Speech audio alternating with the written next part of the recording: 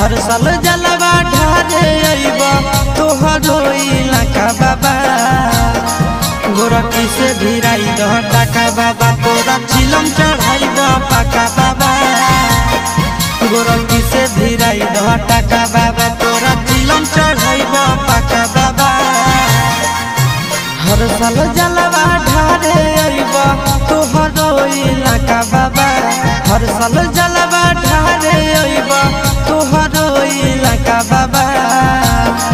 गोरखी से भिराई दह टाका बाबा तोरा चिलम चढ़ाई द पाका बाबा गोरखी से भिराई दह टाका बाबा तोरा चिलम चढ़ाई द